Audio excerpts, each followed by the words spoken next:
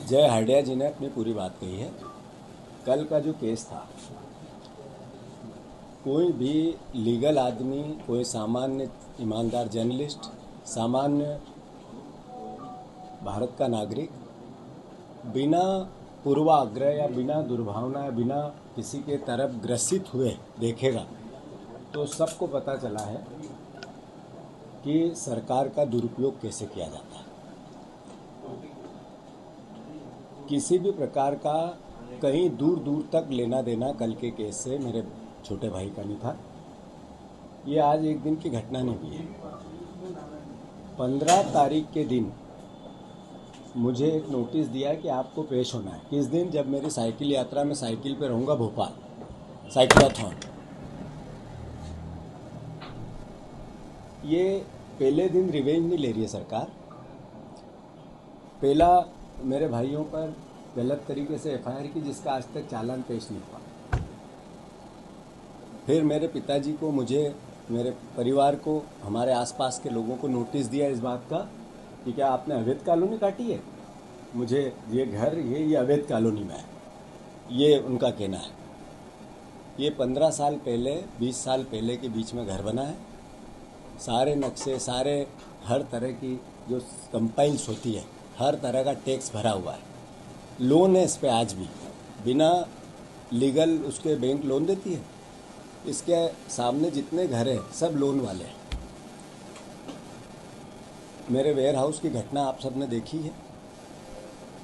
मैं तो सिर्फ इतना सरकार से और मुख्यमंत्री जी से निवेदन करना चाहता हूँ, मध्य प्रदेश रिवेंज का प्रदेश नहीं है, बदले का प्रदेश नहीं है। जिस तरीके से आपका जो कार्य व्यवहार हुआ है, ये मैसेज देता है कि दाल में कुछ काला है।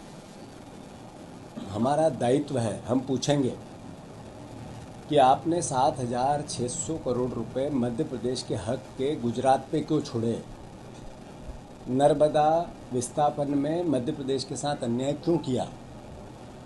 आपके परिवार पे एक अखबार ने इतने बड़े एलिगेशन आप पे भी लगाया, आपका उसको उत्तर क्यों नहीं देना चाहिए? हमारे पे एलिगेशन लगे, हम आए मीडिया के सामने, हमने बात की। आपकी सरकार है, हमें पता है आप बहुत यातना दोगे, हम सहन करेंगे, लड़ेंगे, नहीं डरेंगे। और कोई मेरी दुर्भावना है सरकार से? बिल्कुल नहीं। मेरा काम है विपक्ष का दायित्व निभाने का। मैं मध्य प्रदेश वासियों से आग्रह करना चाहता हूँ, मेरा अधिकार नहीं है कि मैं मोदी गारंटी का हिसाब पूछूं सरकार और मुख्यमंत्री से। मेरा दायित्व नहीं है कि भ्रष्टाचार और करप्शन के सवाल पूछूं, जनता पीड़ित है, दुखी है। मेरा दायित्व नहीं है कि नर्मदा सरदार सरोवर में 7,600 करोड़ रुपए का हक मध्य प्रदेश का छोड़ दिया सरकार ने। कल ही मैंने बात की और 1 घंटे बाद ये सब पूरा घटनाक्रम रच दिया गया। क्या मेरा दायित्व नहीं है ये कि किसानों को खाद, किसानों की एमएसपी, किसान के बेटों की लड़ाई में नहीं लड़ूं? बहुत सी बातें हैं, समय समय पे करेंगे। कानून को भी आत्मसात करेंगे, सम्मान करेंगे और उस पर विश्वास है हमारा। मुख्यमंत्री जी, आप जेल भेजना चाहते हो, हम हमेशा तैयार हैं। मुझे भेजना चाहते हो, मेरे परिवार को भेजना चाहते हो, हम आपकी हर यातना को सहने को तैयार हैं, पर एक कदम भी पीछे नहीं हटेंगे और हमारा दायित्व निभाएंगे। साइक्लोथॉन है 14 तारीख को। 15 तारीख को फिर मुख्यमंत्री जी से आग्रह करूँगा, आपको हिसाब देना पड़ेगा। युवाओं के साथ जो पेपर लीक में इतना बड़ा घटनाक्रम हुआ है, रोज़ चोरी होती है, उनकी शिक्षा को लेकर जो हमारा आंदोलन है, 25 साल के आज़ादी बीजेपी की सरकार और 80 साल लगभग आज़ादी के हुए, क्यों फ्री शिक्षा नहीं मिलना चाहिए?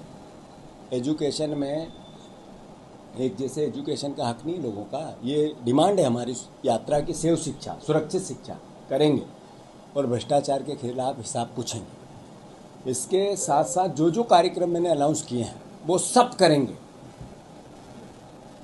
मैंने पुलिस को भी खुद ने बात की है, कमिश्नर से भी की, रावत से भी की कि आप जब चाहो जब जाएंगे।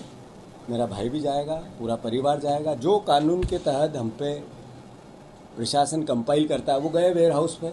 उन्होंने कहा सफाई नहीं है, हमारा दायित्व था, हमने कराई। उन्होंने कहा नाली साफ नहीं है, हमारा दायित्व था, हमने कराई। उन्होंने जो जो भी फायर सेफ्टी में थे वो देखे नहीं उनने, पर उनको भी व्यवस्थित रखा कि सरकार का अगर, और मैंने वेयर हाउस उनको किराए पर नहीं दिया, अधिग्रहण किया मेरा वेयर हाउस। फिर भी सरकार ने जो बोला हमने कानून के तहत एक्सेप्ट किया। हमारा दायित्व, हम नागरिक हैं, एक विपक्ष के जिम्मेवार कार्यकर्ता हैं, हमारा काम हम करेंगे, पर हम हठधर्मिता, अहंकार, ऐसी भाषा ऊंची नीची ऊंची ये भी नहीं बोलेंगे। बहुत ताकत से भजन मैच्योर तरीके से ये कहेंगे, बताओ भ्रष्टाचार क्यों है। धन्यवाद। कल जो हुआ